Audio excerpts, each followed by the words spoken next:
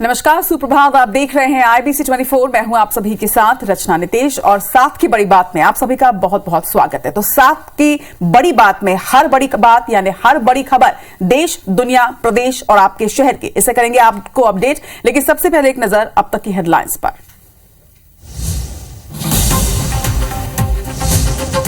JDU के पूर्व अध्यक्ष शरद यादव का निधन, 75 साल की उम्र में ली अंतिम सांस। पीएम मोदी समेत तमाम नेताओं ने जताया शोक। सीएम भूपेश बघेल और शिवराज सिंह चौहान ने भी ट्वीट कर दी श्रद्धांजलि। सीएम भूपेश की आज कोरबा के पाली तानाखार विधानसभा में भेंट मुलाकात। जनता से बातचीत कर सरकार के कामकाज का लेंगे फीडबैक, ग्रामीणों की समस्या से होंगे रूबरू। इंदौर में ग्लोबल इन्वेस्टर समिट का समापन, उद्योगपतियों ने दिए 15,42,000 करोड़ के निवेश का प्रस्ताव आया। 29 लाख लोगों को मिलेगा रोजगार। रायपुर के यूथ हब पर बवाल जारी, दिल्ली से लौटे बीजेपी नेता राजेश मूनत ने कहा जल्द केंद्र से राजधानी आएगी जांच टीम। वहीं चौपाटी के समाधान में NSUI ने निकाली मशाल रैली। छत्तीसगढ़ में SI के 971 पदों पर भर्ती को केंद्रीय मंत्री ने बताया चुनावी स्टंट। रेणुका सिंह का सरकार पर हमला, युवाओं को सिर्फ प्रलोभन दे रही है कांग्रेस।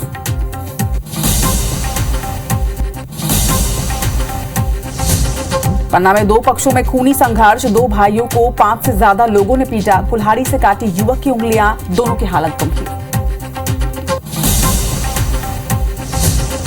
अंबिकापुर में इलेक्ट्रिक स्कूटी शोरूम में लगी आग, कड़ी मशक्कत के बाद पाया गया काबू। 25 लाख से ज्यादा के नुकसान का अनुमान।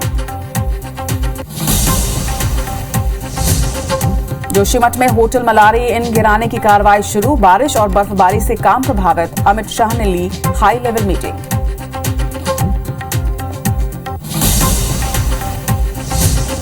भारत ने श्रीलंका को दूसरे वनडे मैच में 4 विकेट से हराया। 2-0 से सीरीज पर कब्जा। KL राहुल ने नाबाद 64 रन बनाए।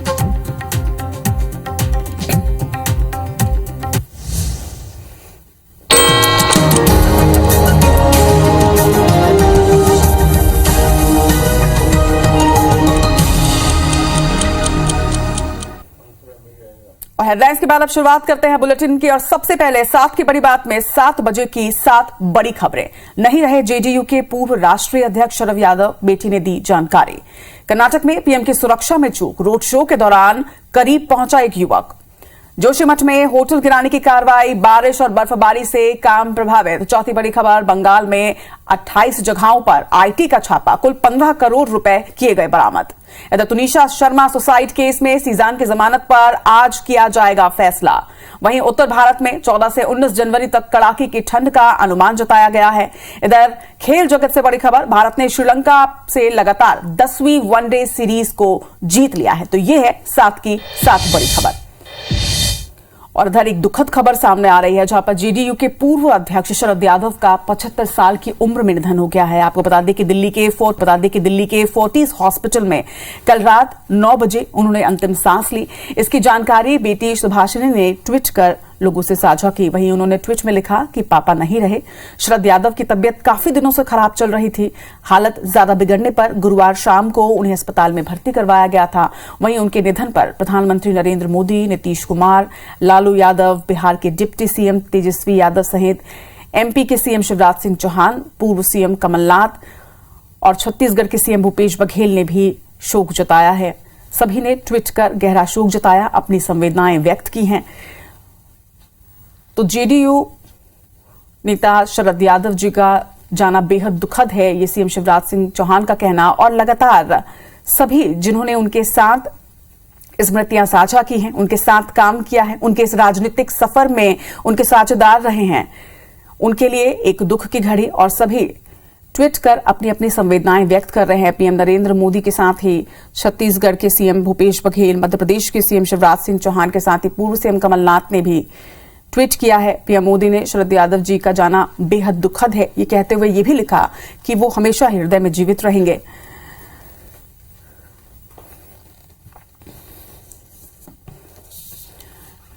वहीं सीएम भूपेश बघेल ने भी ट्वीट कर अपनी संवेदनाएं व्यक्त की हैं। VD शर्मा ने भी ट्वीट किया है।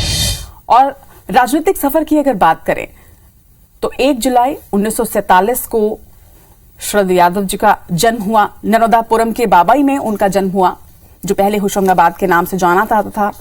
वहीं जबलपुर में उन्होंने अपनी पढ़ाई की और पढ़ाई के दौरान ही उनका राजनीतिक कैरियर शुरू हुआ। राजनीति में वो आए, सबसे पहले छात्र संघ अध्यक्ष वो चुने गए और इसके बाद आपको ये बता दें, उसके बाद उनका राजनीतिक सफर कभी रुका नहीं। राम मनोहर लोहिया से वो काफी प्रेरित थे। तो उनका जन्म मध्य प्रदेश के नर्मदापुरम के बाबई गांव में हुआ, जहां से आगे बढ़ा उनका ये सफर, उनका ये जीवन। पढ़ाई के दिनों में ही जब वो जबलपुर में रहते थे, इसी दौरान उनकी राजनीति का ये सफर शुरू हुआ। 1974 में जबलपुर से पहली बार वो सांसद बने। इसके बाद साल 1977 की अगर बात करें तो तब जबलपुर से दोबारा उन्हें सांसद चुना गया। 1970, 72 और 75 में आपातकाल के दौरान वो जेल भी गए। कई चीजों में उन्होंने काफी अहम रोल प्ले किया। मंडल कमीशन की अगर बात करें तो मंडल कमीशन की सिफारिशें लागू करने में उनका अहम रोल रहा। साल 1986 में वो राज्यसभा के लिए चुने गए। 3 राज्यों से लोकसभा चुनाव जीतने वाले वो पहले ऐसे नेता। 1989 में उत्तर प्रदेश की बदायूं लोकसभा सीट से भी उन्होंने चुनाव जीता। 1989 से 90 तक के शरद यादव केंद्रीय मंत्री के पद पर रहे। वहीं 1991 में बिहार के मधेपुरा लोकसभा सीट से उन्हें सांसद चुना गया। उसके बाद 1995 में जनता दल का कार्यकारी अध्यक्ष उन्हें चुना गया और राजनीतिक सफर उनका कभी रुका नहीं। एक बार जो शुरू हुआ ये राजनीतिक सफर कॉलेज से, तो वहां से कभी उन्होंने मुड़कर नहीं देखा। 1991 में बिहार की मधेपुरा सीट से उन्होंने जीत हासिल की। 1995 में जनता दल के वो कार्यकारी अध्यक्ष बनाए गए। 3 राज्यों से, आप ये सोचिए, 3 राज्यों से लोकसभा चुनाव जीतने वाले वो पहले नेता थे। और इन तमाम पदों से आप इस बात का अंदाजा लगा सकते हैं कि कैसा उनका व्यक्तित्व था। 1 जुलाई 1947 को जन्मे शरद यादव का राजनीतिक सफर इस वक्त आपके सामने। 1999 से 2004 तक अटल कैबिनेट में वो मंत्री रहे। एनडीए को संयोजक भी वो शरद यादव रहे हैं। 2003 में जेडीयू के राष्ट्रीय अध्यक्ष बनाए गए। 1999 से 2004 तक के अटल कैबिनेट में उन्होंने पद संभाला। 2004 में दूसरी बार राज्यसभा सांसद बनाया गया उन्हें। 2009 में 7वीं बार उन्होंने लोकसभा चुनाव को जीता। वहीं 2014 में लोकसभा चुनाव में मधेपुरा सीट से उन्हें हार जरूर मिली, लेकिन इससे उनके राजनीतिक सफर पर वो असर नहीं पड़ा। उनके लिए जनता के मन में जो प्रेम था, जो विश्वास था, उस पर असर नहीं पड़ा। राजनीतिक सफर उनका इतना प्रभावशाली रहा, इस बात से आप ये अंदाजा लगा सकते हैं कि आज जो वो इस भौतिक संसार में नहीं है, तो हर कोई अपनी संवेदनाएं व्यक्त कर रहा है।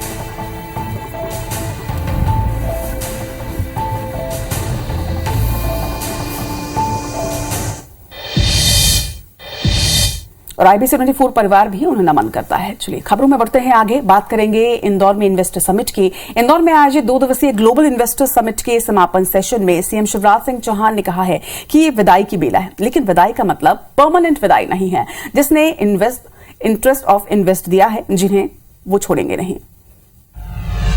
और ग्लोबल इन्वेस्टर्स समिट के दूसरे और आखिरी दिन 84 से ज्यादा देशों के लोग इसमें शामिल हुए। समिट के समापन सेशन में सीएम शिवराज सिंह चौहान ने कहा कि ये विदाई की बेला है। विदाई का मतलब परमानेंट विदाई नहीं है। जिसने इंटेंट्स ऑफ इन्वेस्ट दिया उन्हें मैं छोड़ूंगा नहीं। हमने आपको प्रेम के बंधन में बांधा है। ऐसा लगा इंदौर में पूरी दुनिया उतर आई है। इंदौर में सब एक हो गया है। यहाँ का रंग ही ऐसा है। सीएम ने कहा कि यहाँ के अद्भुत वातावरण ने पूरे प्रदेश को उत्साह से भर दिया है। मध्य प्रदेश समृद्ध बने, विकसित बने, इंटेंशन ऑफ इन्वेस्टमेंट आए हैं, जो ठोस प्रस्ताव प्राप्त हुए हैं और उन्हें जो सहयोग चाहा उस पर भी तत्काल कार्रवाई प्रारंभ कर दी गई है। समिट में सीएम शिवराज सिंह चौहान ने स्टार्टअप एग्जीबिशन का भी निरीक्षण किया। साथ ही दुनिया भर से आए इन्वेस्टर्स से चर्चा की। इस बार ग्लोबल इन्वेस्टर्स समिट में 447 international business delegates, 401 international buyers शामिल हुए। 5000 से ज्यादा डेलीगेट्स आए। G20 के सभी देशों के प्रतिनिधि भी मौजूद रहे। इंदौर से MP में निवेश का नया दौर प्रारंभ हो रहा है।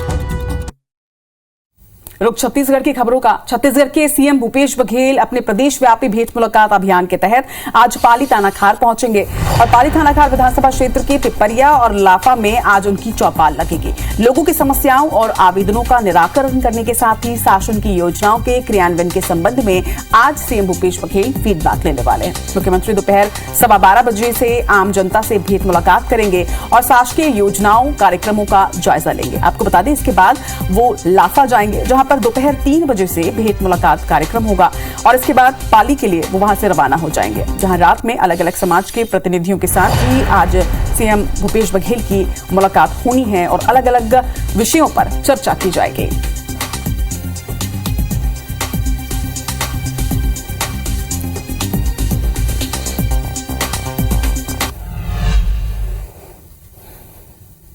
छत्तीसगढ़ में इन दिनों धर्मांतरण के मुद्दे पर बीजेपी और कांग्रेस दोनों ही दलों के नेता आर पार के मूड में नजर आ रहे हैं। सरकार को साजिश की बू आ रही है और इसीलिए उपद्रवियों से निपटने के लिए रासुका लागू कर दी गई है, लेकिन रासुका को बीजेपी अघोषित आपातकाल बता रही है। पिछले दिनों नारायणपुर की घटना आपको याद होगी। इस हिंसा के बाद अब प्रदेश के 31 जिलों में इसी तरह की घटनाओं के संकेत मिले हैं, जिसके बाद सरकार ने रासुका के तहत कार्रवाई का आदेश दिया है। ये आदेश बीजेपी को रास नहीं आया। बीजेपी का आरोप है कि कांग्रेस सरकार अघोषित आपातकाल की तरफ बढ़ रही। 1975 की याद दिलाता है, जब इस देश में इंदिरा गांधी जी ने इमरजेंसी लगाई थी। अब छत्तीसगढ़ में भूपेश बघेल जी इमरजेंसी थोपने का काम कर रहे हैं। बीजेपी के इन आरोपों पर कांग्रेस ने पलटवार किया। सीएम भूपेश बघेल ने पूरे देश में इमरजेंसी जैसे हालात का इशारा दिया, तो वहीं मोहन मरकाम ने भी कुछ इसी अंदाज में प्रतिक्रिया दी। पूरे देश में लगा हुआ है, कोई बोल पाता है क्या? यहाँ तो ये है कि भाजपा के खिलाफ बोलो तो धर्मद्रोही हो जाते हैं, दिल्ली सरकार के खिलाफ बोलो तो राष्ट्रद्रोही हो जाते हैं। तो भारतीय जनता पार्टी के नेताओं को केंद्र से कहना चाहिए कि उन्होंने जो इमरजेंसी स्थिति जो केंद्र सरकार ने लगा दी है। बहरहाल सवाल ये कि रासुका लागू करने की जरूरत क्यों पड़ी? क्या वाकई छत्तीसगढ़ की फिजा में सांप्रदायिक जहर घोला जा रहा है? और अगर ऐसा है तो इस षड्यंत्र के पीछे कौन है? छत्तीसगढ़ पुलिस में सब इंस्पेक्टर पद की भर्ती प्रक्रिया एक बार फिर से शुरू होगी। राष्ट्रीय युवा दिवस के अवसर पर मुख्यमंत्री भूपेश बघेल ने पुलिस सब इंस्पेक्टर पद की भर्ती प्रक्रिया को शुरू करने के निर्देश दिए और इसके माध्यम से 971 पदों पर अब भर्ती की जाएगी। यानी अगर आप इंतजार कर रहे थे तो यह आपके लिए एक अच्छी खबर। बता दें कि आरक्षण मुद्दे पर हाईकोर्ट के आदेश के बाद सरकार ने इस एसआई की भर्ती को रोक दिया था। साल 2018 में भर्ती की शुरुआत की गई थी। वहीं सीएम भूपेश बघेल के ऐलान को केंद्रीय राज्य मंत्री रेणुका सिंह ने चुनावी स्टंट बताया। यानी इस ऐलान के साथ ही सियासत भी देखी जा रही है। उनका कहना है कि युवाओं को प्रलोभन देने के लिए सरकार ये घोषणा कर रही है।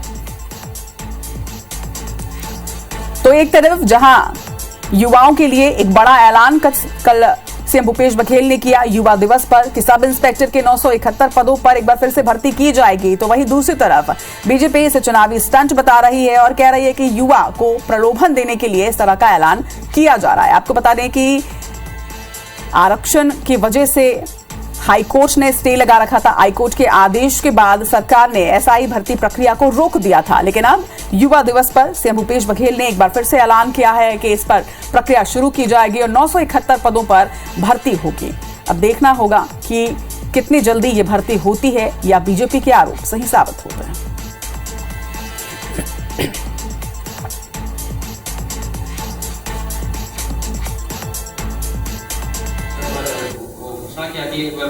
आज युवा दिवस है, टोकन सरकार की ओर से मैं निर्देशित करे हूँ विभाग के अधिकारी मंडल कि पुलिस विभाग के सब इंस्पेक्टर के प्रीलिम्स के भर्ती की प्रक्रिया तत्काल प्रारंभ करे के आदेश में दे हूँ, जिसमें 971 पद भरे गए। ये सब चुनावी स्टंट है। अभी ये इस तरह की बहुत सारी घोषणाएं भी करेंगे, भर्ती करने के लिए युवाओं को प्रलोभन भी देंगे।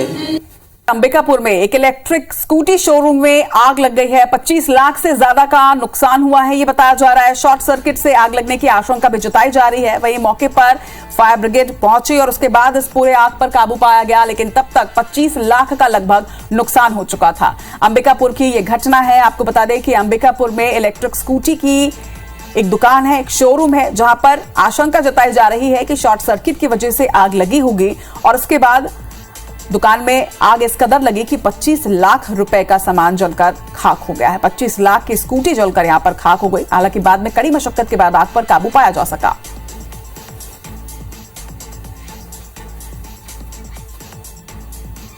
छत्तीसगढ़ में ठंड से थोड़ी राहत जरूर है जनता को, वहीं प्रदेश में हवाओं की दिशा बदली है जिसकी वजह से ये राहत मिली है। पश्चिम से हवाएं आ रही हैं, तापमान में कुछ बढ़ोतरी भी दर्ज की जा रही है। बात करें महासमुंद की तो महासमुंद सबसे ज्यादा गर्म रहा। रायपुर में 30 डिग्री तक के पारा पहुंच चुका है। 30 डिग्री अधिकतम तापमान दर्ज किया गया। वहीं दुर्ग में भी कुछ इसी तरह के हालात हैं।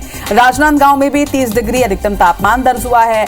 बात करें बिलासपुर की तो बिलासपुर में 30.2, तो बलौदाबाजार में 30 डिग्री तक के हाईएस्ट टेम्परेचर पहुंचा है। यानी छत्तीसगढ़ में अब ठंड से थोड़ी राहत है। अल सुबह की भी अगर बात करें तो कोहरा जरूर है, लेकिन इसके साथ ही जो हवाएं हैं वो उतनी सर्द नहीं है।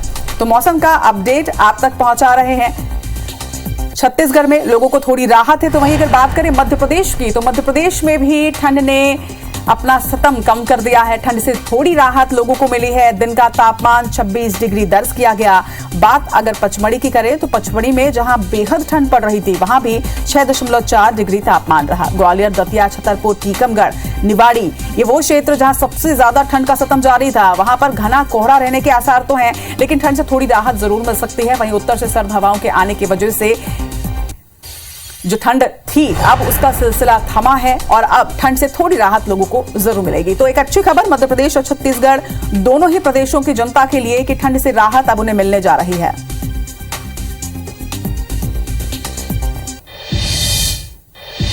तो दोनों ही प्रदेशों का मौसम अपडेट लेकर हमारे साथ हमारे दो सहयोगी मध्य प्रदेश से विवेक पटैया और छत्तीसगढ़ से सुप्रिया पांडे हैं। पहले सुप्रिया आपका रुख करना चाहूंगी। छत्तीसगढ़ में अब जनता को ठंड से काफी राहत मिल रही है।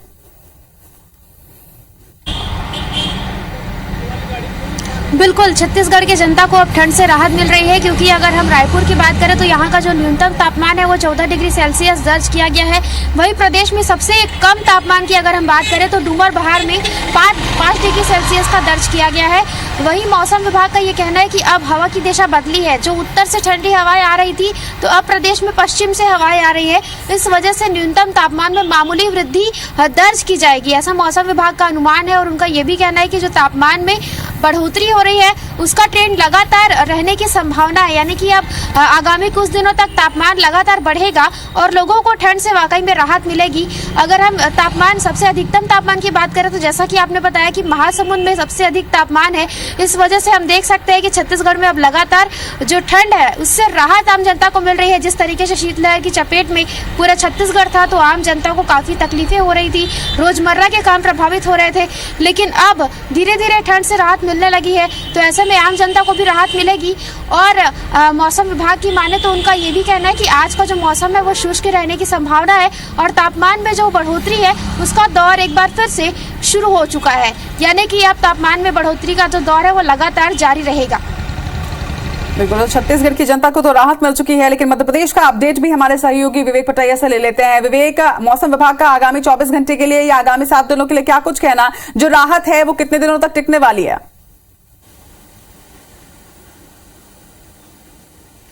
फिलहाल जो है मध्य प्रदेश में जो न्यूनतम तापमान है उसमें थोड़ा उछाल देखा गया है, अधिकतम तापमान में भी उछाल देखा गया है। रात और दिन के दोनों तापमान में जो है उछाल हुआ है। और राजधानी भोपाल की ही यदि हम बात करें तो दिन का तापमान जो है वो 27 डिग्री के आसपास है और रात का तापमान जो है वो 10 डिग्री के आसपास है। मतलब आप समझ सकते हैं कि ठंड से थोड़ी जो है राहत मिली है।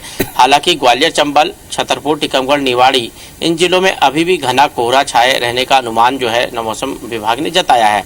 साथ ही एक और बड़ी बात यह है कि आने वाले समय में ठंड फिर से लौट सकती है और ठंड का रौद्र रूप दिखाई दे सकता है। ये मौसम विभाग का पूर्वानुमान है और मकर संक्रांति के ठीक बाद ये स्थिति बन सकती है। लेकिन फिलहाल जो उत्तर भारत से जो ठंडी हवाएं आ रही थी वो जो है रुकी हुई है और वेस्टर्न डिस्टर्बेंस के कारण जो है मध्य प्रदेश में कड़ाके की जो ठंड पड़ रही थी उससे लोगों को राहत मिली है। मध्य प्रदेश के कई शहरों में तापमान जो है 10 डिग्री से ऊपर चला गया है। मतलब वहाँ पे जो है ठंड अब कम है, लेकिन आने वाले 2 से 4 दिनों में एक बार फिर जो है ठंड का वही दौर शुरू हो सकता है जिसमें तापमान में इजाफा हुआ था। और कोहरे का भी असर जो है सिर्फ ग्वालियर, चंबल के क्षेत्रों की बात करें या फिर बुंदेलखंड के क्षेत्र की बात करें, यहीं पर कोहरे का असर दिखाई दे रहा है। बाकी प्रदेश में कोहरा और पाला कहीं पर नहीं है। जी, तो यानी कि छत्तीसगढ़ की जनता को राहत है। मध्य प्रदेश में भी थोड़ी राहत जरूर है, लेकिन इस राहत के बाद एक बार फिर से ठंड लौट सकती है। आप दोनों का बहुत बहुत शुक्रिया, विवेक और सुप्रिया। तो वेदर अपडेट के बाद अब रुक करेंगे कुछ और खबरों का। आपको बता दें कि बुधवार को भाटापारा के आत्मानंद इंग्लिश मीडियम स्कूल के 11वीं और 12वीं के 104 विद्यार्थियों को प्राचार्य ने निलंबित कर दिया था। वजह थी स्कूल परिसर के बाहर होटल में फेयरवेल पार्टी करना। आज बच्चों के पालकों से बात करके सभी विद्यार्थियों का निलंबन खत्म किया गया। सभी पेरेंट्स ने विद्यालय में अनुशासन बनाए रखने के लिए जो मैंने कार्रवाई की, उसको सभी पेरेंट्स ने सराहा है और स्कूल प्रबंधन के निर्णय को मान्य किया है। और आज मैंने उन बच्चों को निलंबन से वापस बहाल कर दिया है।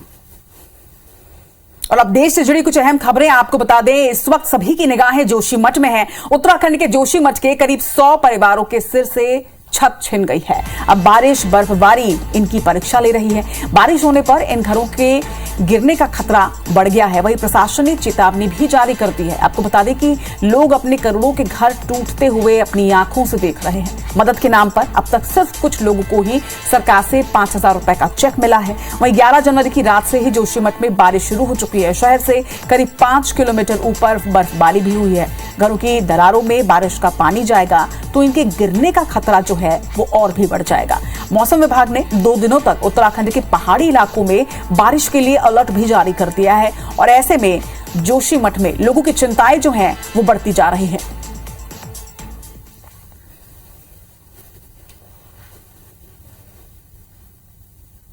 बात खेल जगत की। भारत ने वर्ल्ड कप ईयर की पहली वनडे सीरीज अपने नाम कर ली है। जी हां, 3 मैचों की होम सीरीज में श्रीलंका पर 2-0 की अजय बढ़त बना ली है भारत ने दूसरा मुकाबला 4 विकेट से अपने नाम कर लिया है। सीरीज का पहला वनडे टीम इंडिया ने 67 रनों से जीता था। तीसरा और आखिरी मुकाबला 15 जनवरी को तिरुवनंतपुरम में खेला जाएगा। तो साल की शुरुआत एक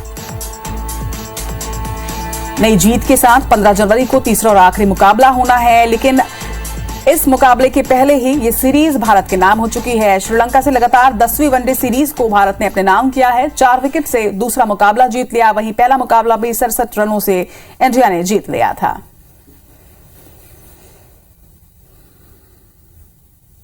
और अब बात करेंगे हॉकी की। भुवनेश्वर में शुक्रवार को हॉकी वर्ल्ड कप की शुरुआत हो रही है। ये टूर्नामेंट का 15वां संस्करण है। ओपनिंग मैच कलिंगा स्टेडियम में अर्जेंटीना और साउथ अफ्रीका के बीच दोपहर 1 बजे से खेला जाएगा। दूसरी ओर राउरकेला बिरसा मुंडा स्टेडियम में भारतीय टीम शाम 7 बजे से स्पेन के खिलाफ अपने अभियान का आगाज करेगी।